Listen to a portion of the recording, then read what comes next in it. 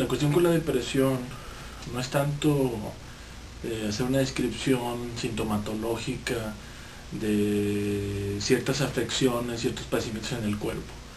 Si nosotros revisamos cómo se describe o cómo se diagnostica una depresión, siempre va a atacar ciertas situaciones en el orden del organismo.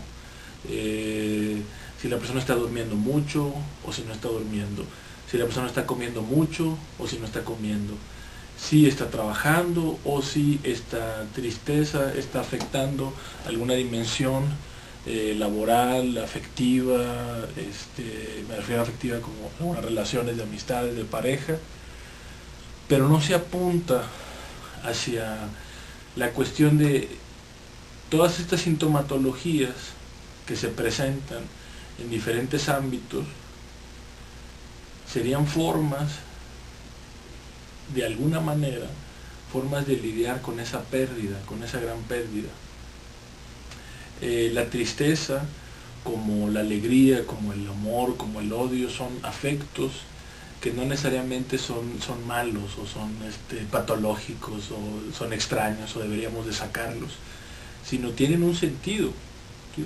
E incluso es curiosa esta designación, incluso aparece en las fobias cuando se plantea miedos irracionales, como si hubiera también tristezas irracionales.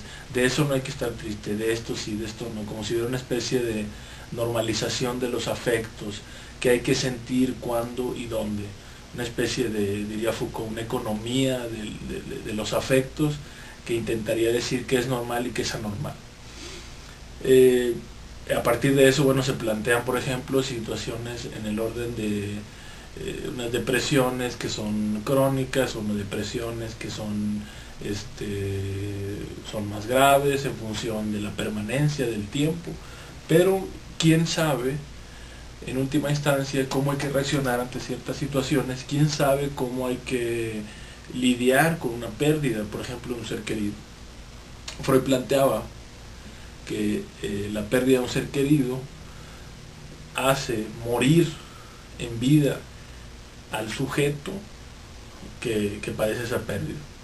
Entonces, eso es una situación más, me parece más amable, porque reconoce de entrada que esta situación ante la pérdida no es una situación extraña o no es una situación exclusiva de una cierta entidad psicopatológica, sino es justamente una situación común a todo ser humano, a toda persona que ha perdido algo. Incluso desde nuestro trabajo nos hace empáticos el considerar que cuando hablamos de la muerte, decíamos que hablar de la muerte, de la tristeza, no es solamente hablar de la tristeza que le aqueja al otro, sino de eso que también está en el entramaje del ser humano.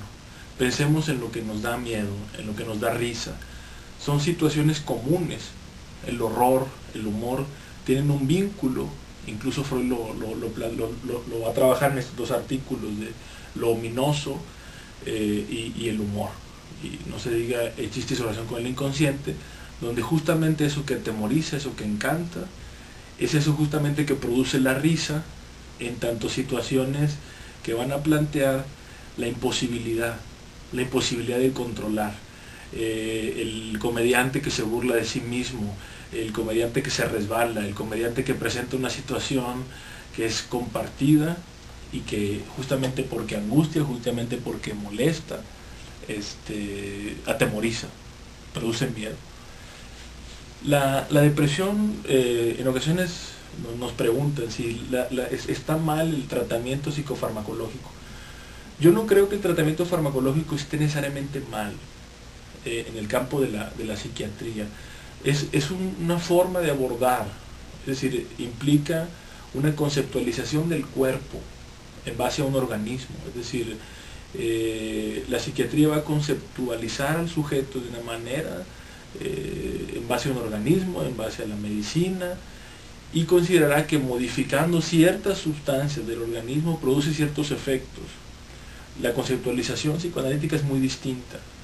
Mientras que la depresión por parte de la psiquiatría se puede tratar, y que incluso habría aquí que diferenciar la psiquiatría, porque decir la psiquiatría es decir nadie, habrá psiquiatras que digan yo no En este caso en particular yo no prescribo un medicamento, sino porque la persona requiere, etc.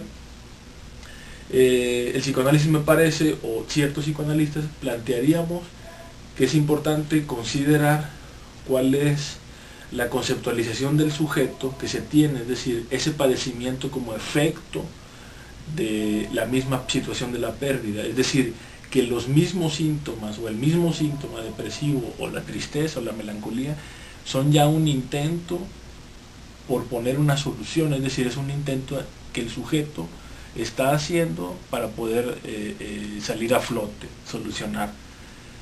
El tratamiento implicaría de entrada poder ubicar que la persona hable de la tristeza, es decir, de esa tristeza, de esa depresión, qué es lo que le produce, es decir, cuando tuvo esa pérdida amorosa, porque toda pérdida siempre es una pérdida amorosa,